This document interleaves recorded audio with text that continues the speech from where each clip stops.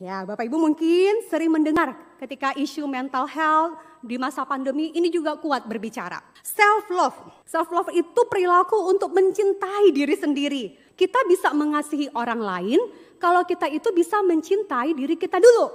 Mengasihi orang lain itu dimulai dari apa? Kita bisa mengasihi diri sendiri.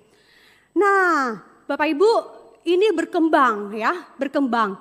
Kalau dilihat di Indonesia ini paham ini makin banyak berkembang.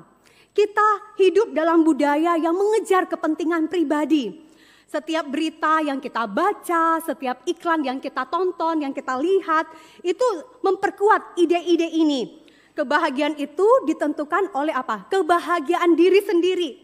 Ketika orang Kristen sebenarnya terisolasi dengan makin mencintai diri, apakah bisa sebenarnya dia itu boleh merengkuh orang lain, mengasihi orang lain? Ya, Bapak Ibu mungkin sering mendengar ketika isu mental health di masa pandemi ini juga kuat berbicara. Self love. Self love itu perilaku untuk mencintai diri sendiri. Kita bisa mengasihi orang lain kalau kita itu bisa mencintai diri kita dulu. Mengasihi orang lain itu dimulai dari apa? Kita bisa mengasihi diri sendiri. Nah, Bapak Ibu, ini berkembang ya, berkembang. Kalau dilihat di Indonesia ini paham ini makin banyak berkembang. Kita hidup dalam budaya yang mengejar kepentingan pribadi. Setiap berita yang kita baca, setiap iklan yang kita tonton, yang kita lihat, itu memperkuat ide-ide ini.